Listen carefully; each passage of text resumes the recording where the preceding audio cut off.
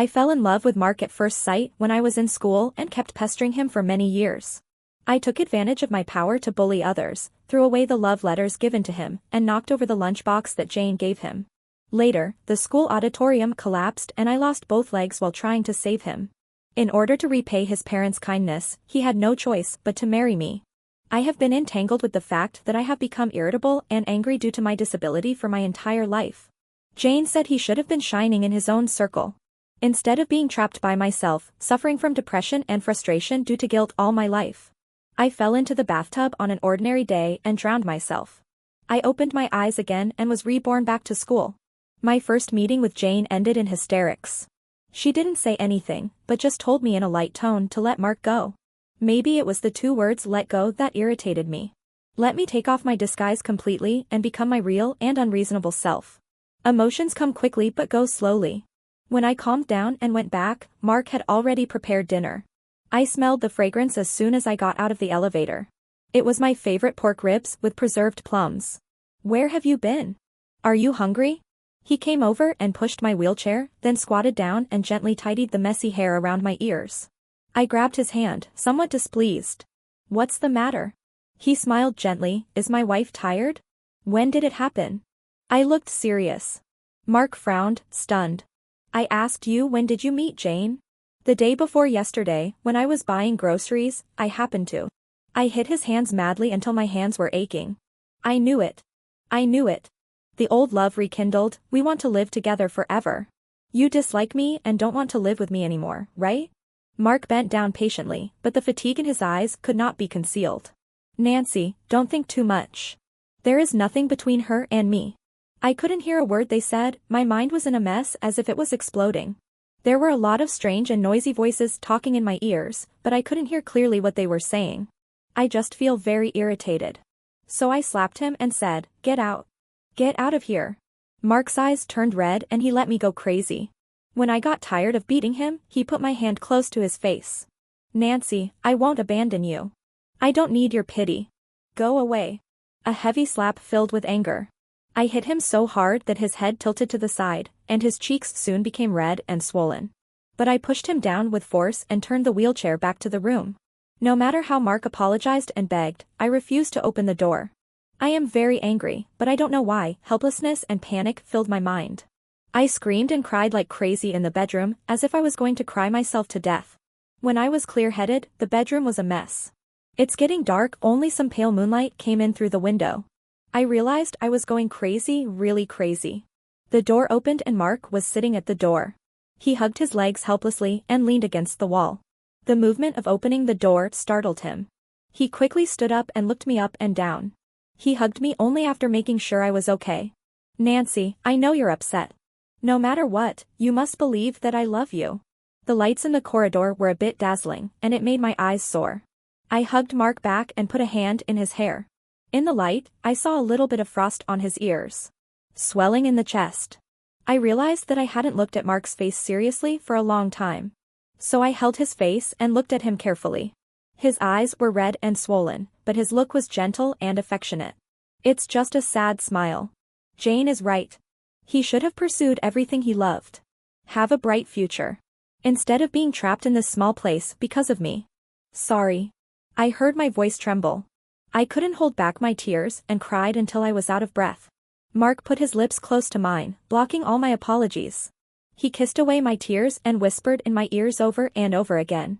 "Nancy, don't be sorry, Nancy, I love you. I know I could collapse at any time." Because crazy days like this often happened between Mark and me. While I was still sober, I found a lawyer and made a will. After doing these things, I felt relieved. It was like a stone weighing on my heart had fallen to the ground. Seeing that my condition had improved, Mark became very happy. He took me to the beach to see the sea. "Tell me loudly on the rough seashore that you want to be with me forever. Take me up the mountain in a cable car to watch the sunrise. Kiss me when the sun shines on the earth and tell me you love me over and over again." But those love words were like knives, piercing my heart deeply.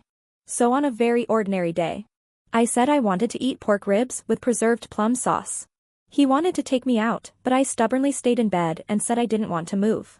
Before leaving, he repeatedly assured me that he would return home early. I smiled and kissed his face, then waved to him, "Be safe." I watched him from the window and waved to me as he got into the car. After he drove away, I couldn't hold back my tears anymore. I slapped my legs over and over again. Despair, collapse. After calming down, the world was as silent as death. I turned my gaze towards the bathroom and climbed into the bathtub. Such a simple action took all my strength. When I lay in the bathtub, I was exhausted and could only open my mouth and breathe heavily. I looked at the ceiling and laughed out loud. The warm water from the shower head splashed on my face. I think back to the first time I met Mark. A cliché idol drama plot, it's raining and there's no umbrella. He pushed his way into my heart with an umbrella and a gentle tone. And I trapped him for more than 10 years by pestering him and saving his life. It's time to return him to the human world. So I am like a fish. Dive into the water and swim towards the deep sea. From then on, both he and I were free. In her hand is a pink Hello Kitty lunchbox. There were voices of booing all around. The boy in front of me still looks as young as I remember. A face flushed with embarrassment. I was stunned for a moment when I glanced at my intact legs. Then his legs went weak and he fell to the ground in a mess. The food was scattered all over the floor and the noise was getting louder and louder. Nancy, what are you doing? Jane pushed her way through the crowd and came in, looking at me with an unfriendly look. I saw the lunchbox I sent was knocked over. Her eyes turned red with anger. Nancy, are you kidding me? How long are you going to make this happen? I touched my leg and twisted it hard. It hurt, and tears of excitement welled up in my eyes first. The noisy crowd quieted down for a moment. Don't think that whoever cries is right. I quickly got up from the ground and hurriedly cleaned up the mess. Amidst everyone's discussions, I picked up all the love letters from the trash can. After wiping it clean, it was placed neatly on Mark's desk. Then he went to collect all the snacks from his locker. Put them into Mark's arms. I bowed deeply to Jane and Mark and say sorry. After a physics class, I accepted the fact that I was reborn. Maybe I was too excited, I cried for the whole class. The old man gave me a puzzled look from behind his lenses, which were as thick as the bottom of a beer bottle. Nancy, why are you crying? Is it that hard? Looking at my test paper with all red crosses and single-digit scores, I said with a choked voice. Teacher, physics is really difficult. Then you'd better switch to liberal arts as soon as possible. There was a burst of laughter in the class. The old man pointed at everyone with a look of disappointment and laughed. He even had the nerve to laugh. Look at your own scores. Mark just finished answering the questions and interrupted the old man's rage. The old man took a look at the solution process, smiled and nodded, look at all. I then patted Mark on the shoulder and said, Mark, if you study hard, you will have a chance in this year's competition. Nancy, if you don't know, ask Mark. I glanced at the silent boy. He lowered his head hastily. After evening self-study, I ran out of the school gate like crazy. My wild legs were not yet tamed, so I ran a little unsteadily. Jane quickly caught up with me and blocked me at the school gate. Nancy, don't go too far. I turned around, what? Mark doesn't like you at all, do you know that you are annoying? I know. I tugged at the straps, feeling a little guilty. I felt sorry for him. Jane was stunned for a moment, and the words she had prepared got stuck in her throat. I bit my lip, walked up to her, held her hand, looked at her sincerely, and wished you happiness. Jane frowned. What? I know you like him, come on, work hard. Her face turned pale and then red, showing the embarrassment of having her secrets exposed by the girl. You, what are you talking about? It's obviously you who likes. I turned and left, running into the night. Jane chased after me and shouted, Nancy, stop talking nonsense. On Monday, I happily moved my books and transferred to the liberal arts class. I stood on the podium carrying my school bag. I said goodbye to my classmates who I had been with for 2 years with a smile. Although it is still early, I still hope that everyone can pass the exam. I took out a big bag of snacks from my school bag. I used to be quite annoying, so I'd like to apologize to everyone here and thank you for your care during this period. I gave snacks to everyone. When I passed by Mark, I specially picked out his favorite can of yellow peaches. I'm sorry to bother you for so long, I hope you are not affected by me. Mark glanced at me quickly and lowered his head again, no. Although I know that he has always been generous and good-tempered. But I still felt so guilty that I wanted to cry. I owe him so much during the 15 years we've been together. It's not just me who is trapped by my disabled legs. But fortunately, everything is done in time. There is still time to put things right. There is also time to give him back the life he deserves. The person who blocked me became Mark. At the door of the milk tea shop, I was enjoying a bowl of grilled cold noodles.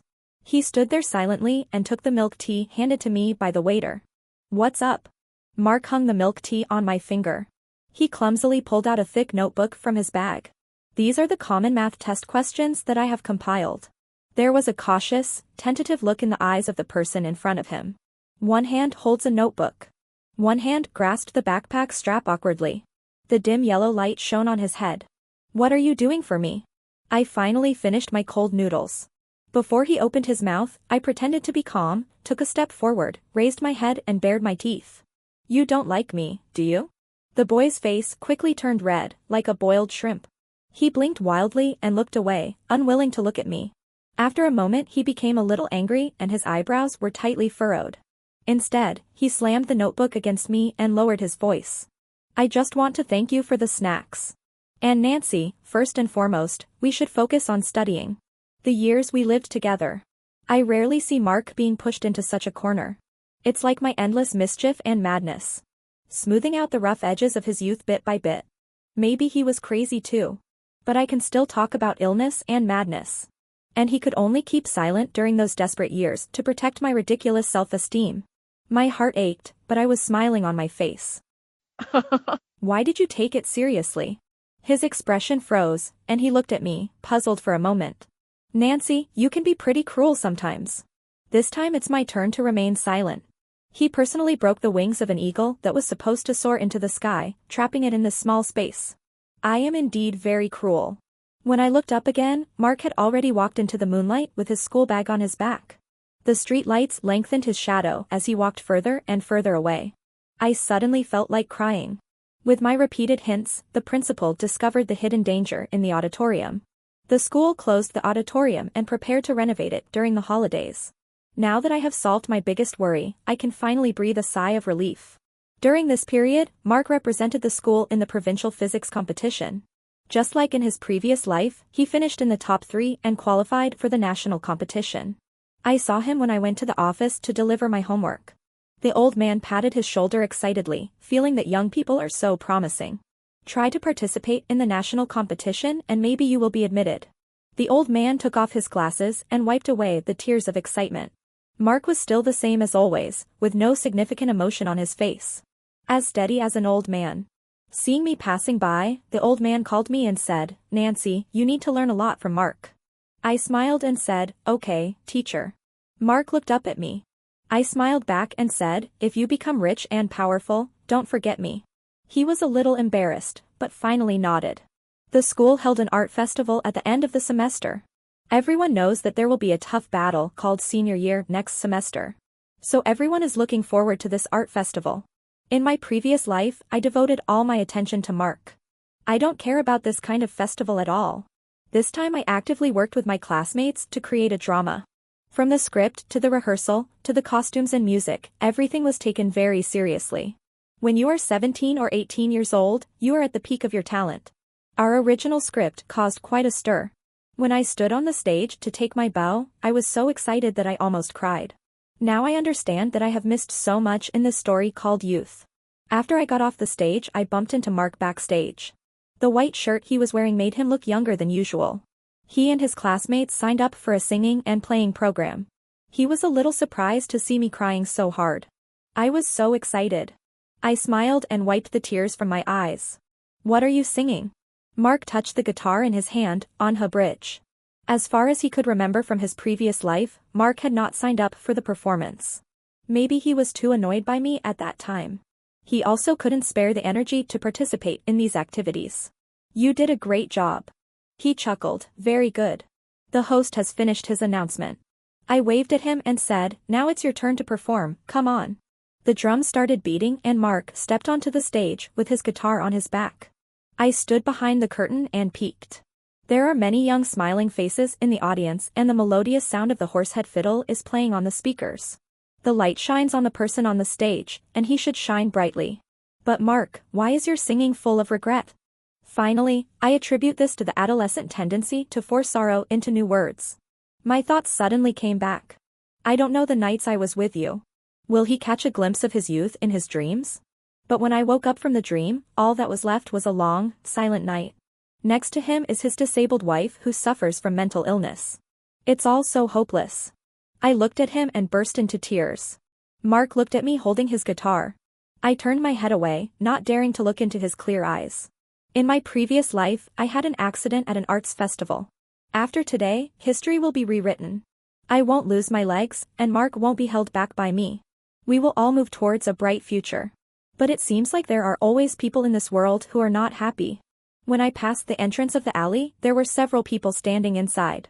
A few scarlet lights flashed in the dark box, followed by a malicious voice. "What are you looking at? Get away from me." A man with a cigarette in his mouth waved at me. Not someone I can afford to mess with. I shrank my neck, hurriedly looked away, and quickened my pace to leave. There were voices coming from the alley. "Jane, you are looking for death." Then there was the sound of crisp applause. I paused and turned back to the alley. "Damn it, you want to die, don't you? Did I ever give you a chance?" Seeing me come back, a group of people turned to look at me. Jane was squatting in the corner, looking at me for help. "I called the police," I said to the leader. Someone sneered. Everyone knew that mobile phones were not allowed in number 3 middle school. "Do you really think we are easy to fool?" I took my cell phone out of my pocket and, sorry, I really called the police. The school doesn't allow cell phones, but I will bring them secretly. A gangster with a tattoo on his chin squeezed out of the crowd. A pair of eyes stared at me. "What's your name?" I was extremely panicked, but I bit the tip of my tongue and forced myself to raise my head. Not at all. The alley was dead silent. "Just wait for me."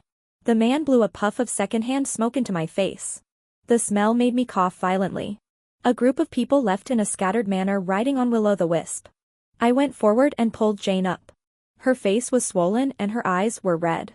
"Thank you." Her voice was filled with tears. "It's okay. Where is your home? I'll take you back."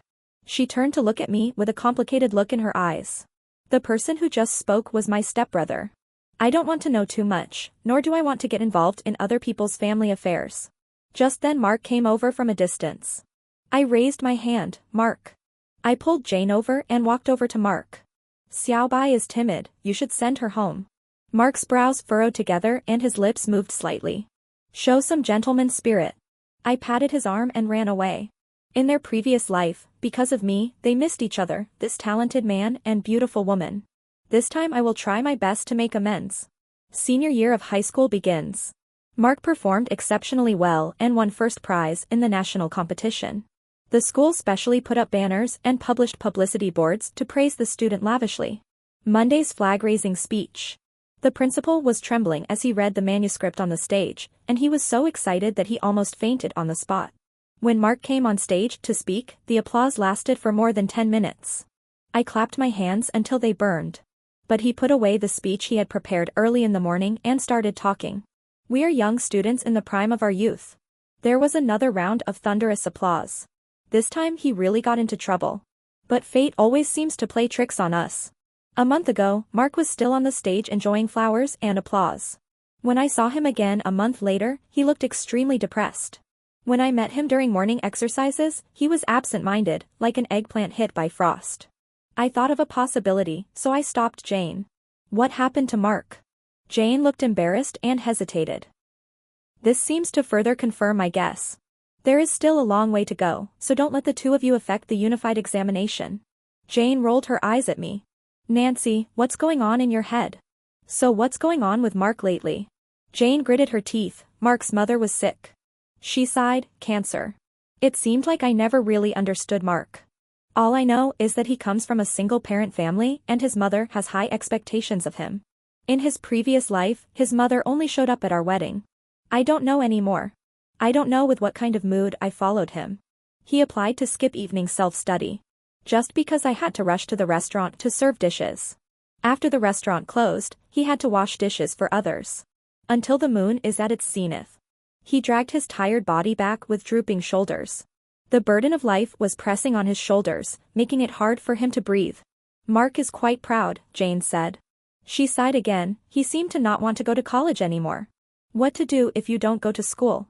Be a tutor or go to another school to repeat your studies to earn money?" I am speechless. His mother's illness requires money. What he can do is to exchange his outstanding achievements for money. I want to help him. Jane hesitated to speak. After a long while, she finally spoke. Nancy, maybe he doesn't want your help? It seems that people of this age like to block people. So is Jane, so is Mark. The same thing happened to Jane's stepbrother. This time he didn't bring anyone with him and rode a glowing will-o'-the-wisp alone. Weird horn sounds were all around me. It was very strange. He was the one who honked the horn, but I was the one who was embarrassed. Nancy, I already know your name.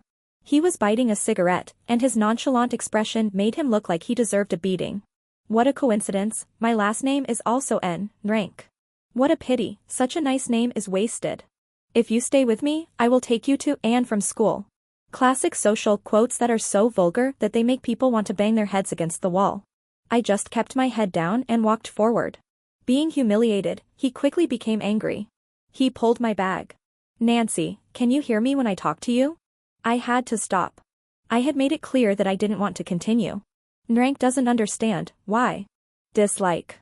What do you dislike about me? I will change it. I don't like people who smoke, people with tattoos, people who don't study hard, and people who ride around on a ghost train all day. Rank shook his hair and showed a confident smile. Nancy, I don't like your excuse. Moreover, you and your men blocked a girl in an alley, bullying the weak, which is very tasteless. Rank's expression changed, he threw away the cigarette and stomped on it twice. He raised his hand and pointed at me. Nancy, you are great. Someone was standing between me and Rank. I looked up and it was Mark. He protected me behind him, and if he harassed female classmates again, I would call the police. Rank laughed. What, the police station is in number 3 middle school? Or is it in number 3 middle school?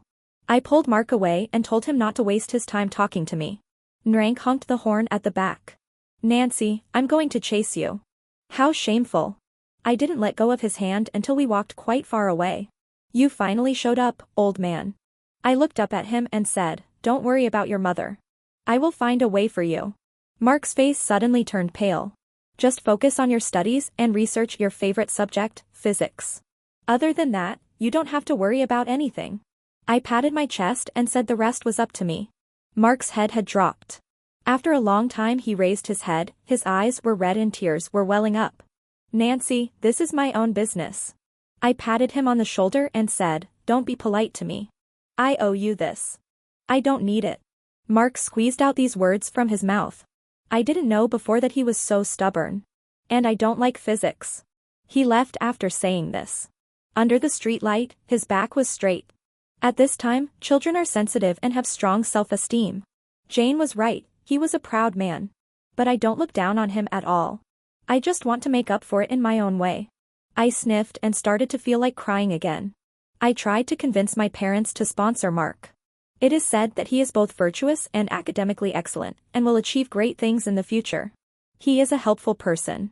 My progress in math is all thanks to him. Let's talk about his misfortune and his miserable family. No one knows a son better than his father. How could the little thoughts in my mind escape the eyes of my parents? My mother pushed open the door of my room and asked me gently. Baby, you like him, don't you?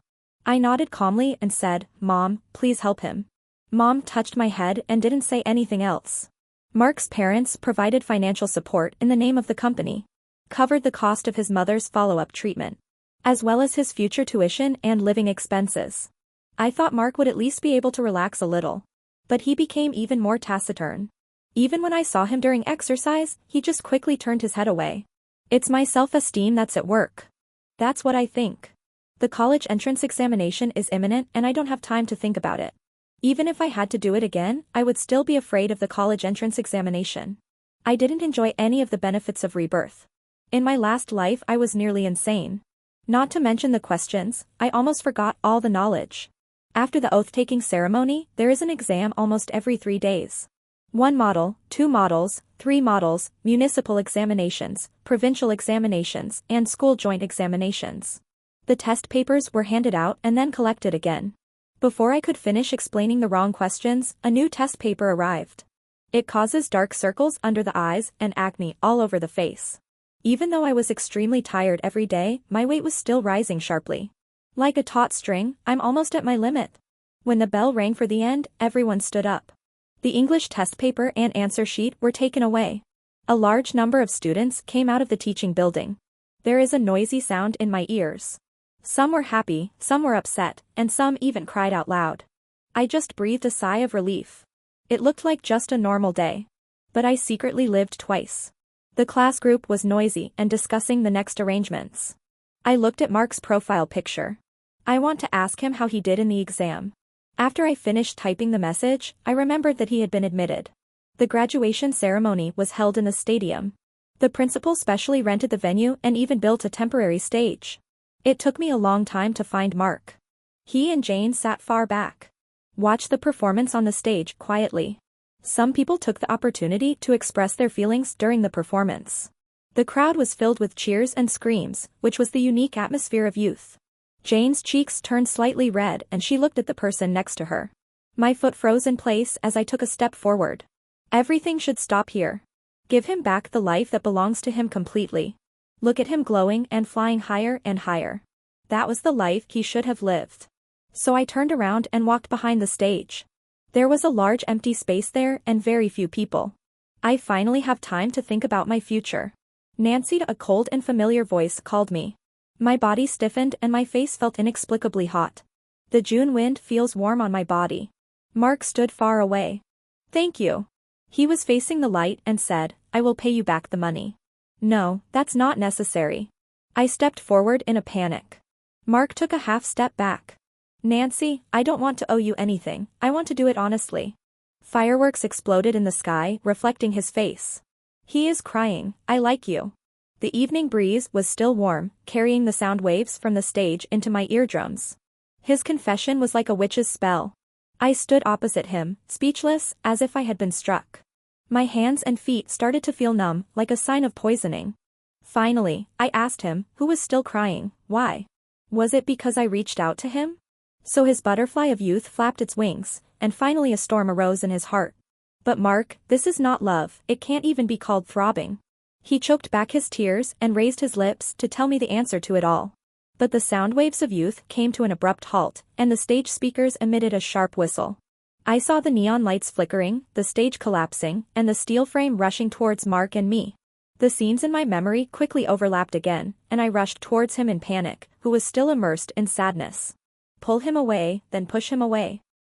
I saw the brilliant stars flowing across the sky and heard noisy cries and shouts.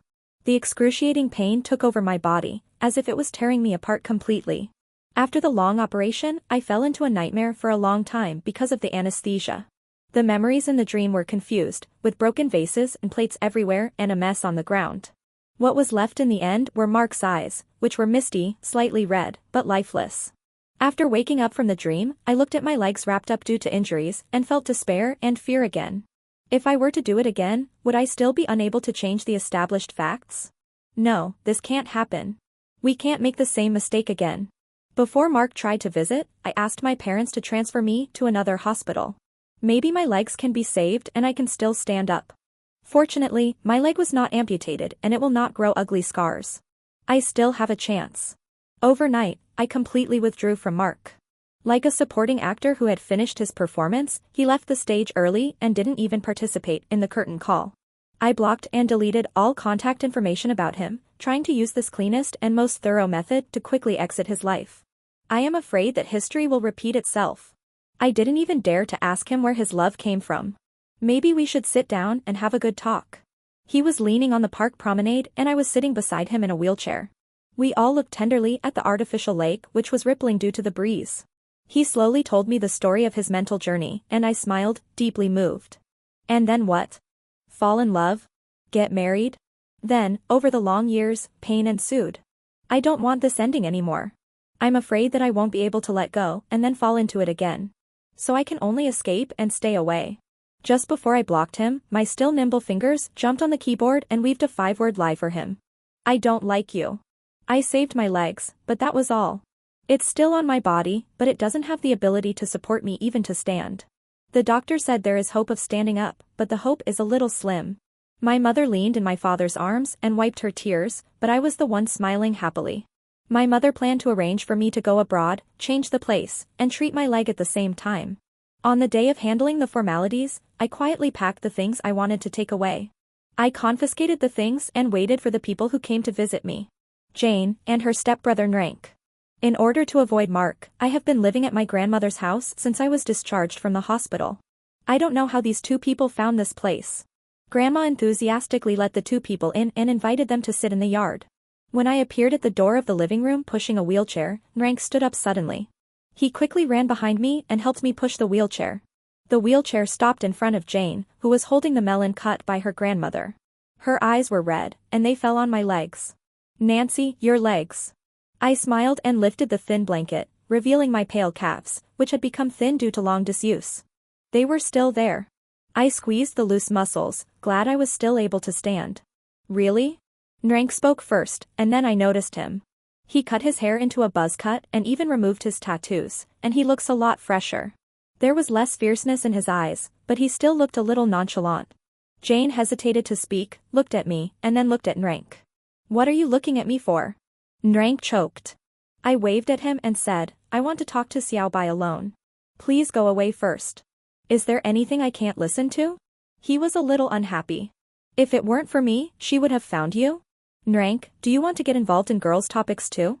He was somewhat unwilling and tried to stay, but I crossed my arms and showed my anger, so he walked away angrily. I was left with her in the yard. She raised her red eyes and looked at me. "Mark, he has been looking for you." When I heard this name, I felt as if I was in another world. I quickly looked away, picked up the melon on the table and ate it carefully. What did he want from me? "Nancy, can't you see he likes you?" The melon that tasted so sweet yesterday now has become tasteless in my mouth. I took a big bite. "What do you want to say? Didn't you like him before? Why are you avoiding him now?" I didn't like him, and I was just having fun at the time. I quickly finished the melon, wiped my mouth and looked at her. Besides, I will be going abroad soon, so I will go kiss foreign lips in the future. She was stunned, her face turned pale, she opened her mouth to speak, but finally lowered her eyes. "You and he applied to the same school?" Jane nodded. I pretended to be relaxed. "It just so happened that you could tell him not to look for me anymore. These so-called favors are my compensation for playing tricks on him." "So you're playing a trick on him by pestering him?" "Yes. I am not ashamed to say that. You see, I have lived in a good condition since I was a child. I have everything I want." He was so cold and aloof at that time, the way he looked at me was like he was looking at a dog.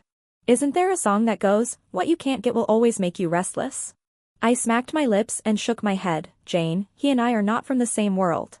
And I didn't expect that he, who was so boring, would actually say that he liked me. I was the one who deified him. Once he came down from his perch, I suddenly found him boring. Jane's face turned red and then white, as if she was changing her expression in a wonderful way. "Then why did you save him? Who doesn't want to be a hero? We've been classmates for so many years, and he was confessing his love to me at that time. If I just stood by and watched, he would be too pitiful." Jane took out her cell phone from her bag. "Did you hear that?" All the blood in my body seemed to rush to my head, and I felt like I was on edge. "Mark, your love is worthless to her." There was silence on the other end of the phone. Jane hung up angrily. When she looked at me, she was holding back tears, but she was smiling. "I will catch up with him." "With him, Nancy, you missed a very good man." She got up and left. I sat there, feeling like my soul was drained. Nrank came over without knowing what was going on and took the melon to eat. "What kind of melon is so sweet? Only the wind is blowing." "What did you say just now? Did Jane say something to you?" "I'll go back and deal with her." I curled my lips and said, "Nrank, that's your sister." He sneered and said, "I didn't treat her as my sister. If it weren't for her and her mother, my father wouldn't be so heartless. I don't know about his family grudges and I have no right to interfere. By the way, I went back to school." He took the melon again and laughed happily. "If I change like this, can I pursue you?"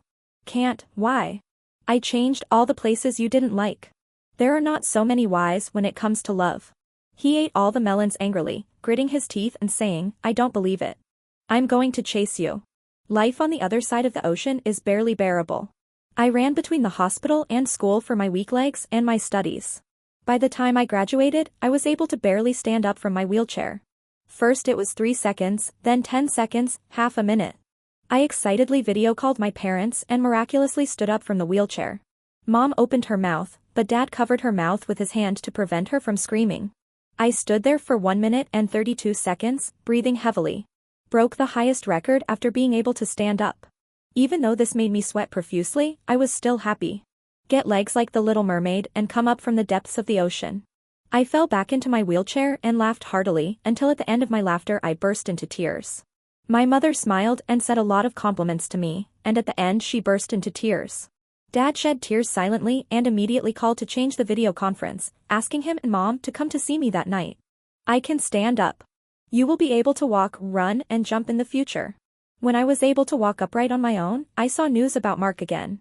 He was admitted to graduate school as an undergraduate, and later he was admitted directly to a master's and doctoral program because he published authoritative papers. He stood very tall. Many people, like me, began to look up to him. He was interviewed as a special guest and promoted physics at the same time. Because of his handsome face, he sparked a heated discussion online.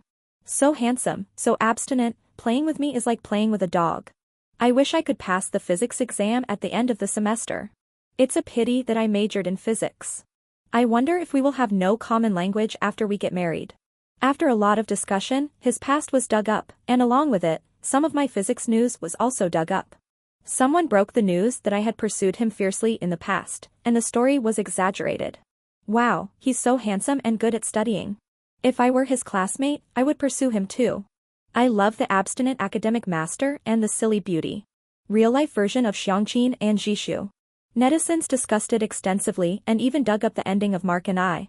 Faced with what was said online about the outcome of my leaving the country and Mark's immersion in research, they used their imagination to the fullest and made wild guesses. Finally, Mark's schoolmates came forward to speak out and said that Jane and he were a perfect match. That's why I was ignored. There is a small group of people who insist on taking B. Mark and I. Some people even dug out my social media accounts and found my photos. But there was no splash. A talented man and a beautiful woman are what people like to see, while B is just a seasoning. Mark and Jane were invited to attend the A University anniversary celebration as outstanding alumni. The discussion online was very heated, and University A followed the trend and chose to live broadcast the school anniversary celebration. People's enthusiasm for gossip remains unabated, and some brave enough even asked about his feelings during the exchange session. The host said awkwardly that it involved privacy and tried to evade the topic. Mark smiled warmly, took the microphone and began to tell a story. This is a story about love. When the man left home to buy groceries, he kissed his wife on the forehead. His wife smiled and waved at him, telling him to be careful. When he got home, he remembered that his wife was in good spirits today, so he bought a bouquet of flowers. By the way, I also bought my ex-wife's favorite cake. He saw the lights on in the house downstairs, and his heart was filled with happiness. But he went upstairs and stood at the door and shouted several times, but his wife didn't open the door for him. He originally thought that his wife would be happy when she opened the door and saw the flowers in his hand. Maybe his wife was a little angry because he had been out for too long. He opened the door and went into the house. His wife was not in the living room. It seemed that his wife blamed him for coming home too late. He walked to the bedroom with familiarity and apologized to his wife in a low voice. The bedroom door was ajar and no one answered him. It seemed that his wife was in a bad mood. He pushed the door open and saw that there was no one on the bed in the dark. He was a little flustered and quickly turned on the light and looked around the room. My wife wasn't there, and she didn't even have her cell phone with her. His heart suddenly started beating wildly and he began calling his wife's name. But no one responded to him. Maybe they went out? He comforted himself. Suddenly he turned his gaze to the bathroom, and he suddenly had a bad feeling. He almost crawled to the bathroom door. The door was locked and he couldn't open it. He was suddenly very scared and began to bang on the door, shouting his wife's name. The door was pushed open and he saw the empty wheelchair. And his wife lying quietly in the bathtub. The bathtub was full of water and his wife was sleeping in it. Like a sleeping princess. He picked up his wife from the bathtub and cried bitterly. Calling his wife over and over again was no success. In the story, the prince kissed Sleeping Beauty awake, and he tried to do the same. But he was not a prince, and his kiss had no magic. Mark stopped speaking and looked at his junior classmates in the audience. Everyone looked confused, and some even showed contempt. The barrage of comments was swiping the screen like crazy. What is this? So? That's it? Isn't the generation gap between me and the top student so huge? What is he talking about? What wife? The top student got married? Is my idiot CP going to end again? Someone at the scene asked him loudly, "Who do you like, senior?" Jane turned her eyes away silently. Mark's heart suddenly began to ache. He thought he had made himself clear. There will be people who will resonate with him and understand what he means. But that person seemed unwilling to give him a response. Just as she had chosen to drown in the bathtub without making a sound, she chose to move away from him. In the will that Nancy left at that time, she left all the assets to herself. She said she wanted him to continue studying physics and pursue what he loved. He finally understood that during their more than 10 years of marriage, Nancy thought he was only working hard out of gratitude. But every confession he made came from the bottom of his heart. He really loved Nancy. From the time she rushed into his eyes like a little deer, and finally into his heart. She got angry every time she acted unreasonably, and felt complacent every time she peeked. He saw it all. And finally, he buried Nancy himself. Into the small box was placed the love of his life. He listened to her and devoted himself to physics silently. But his passion was never physics. He was almost crazy and paranoid. Others think he is obsessed with academics, but only he knows what he really wants to do. He tried to understand the universe and solve the mystery of time. He tried to go back to the past, back to the beginning of the story. He spent the rest of his life telling himself that separation was not scary. Even if he does not succeed in his life, he will turn into the wind. The atoms in the universe will not annihilate, and he will meet her again eventually. Even if in the end, I can only snuggle with her in the form of dust. That year when he was seriously ill, he finally solved the problem about time. He successfully crossed the sea of time, passed by the flowers of memory, and touched the time related to her. But it was only for a moment. He tried, failed, tried again, and failed again. This cycle repeats itself over and over again, and his madly growing love also continues to grow. He sang Anha Bridge with the lyrics, "Let me look at you again." But he stayed for too short a time and left in a hurry without even saying hello. I look forward to seeing you next time. Keep trying and keep failing. Until he stood in front of her. He opened his mouth with tears in his eyes and said, "I like you." He regretted it the minute he said it. He should have been bolder and said directly, "I love you." He had a lot to say to her, saying that he was attracted to her and that he was willing. He said he felt sorry for her pain and that he loved and missed her for decades. But the world was spinning around him and he went back. Emotions come quickly but go slowly. He held the photo and waited for death calmly, but what he waited for was his eyes opening again. He has crossed the sea of time and picked flowers filled with longing. He wants to find her. He wanted to express his love to her, he wanted to hold her hand tightly and never let go. At this time, spring water is just beginning to emerge on the other side of the ocean, and the salty sea breeze, carrying the fragrance of flowers, blows on my face. I squatted down, covering my face, and sobbed. The live broadcast has not been interrupted yet, and the confession finally crossed the sea of time and reached my ears from the other end of the phone. "Nancy, I love you. Where are you? I'll find you."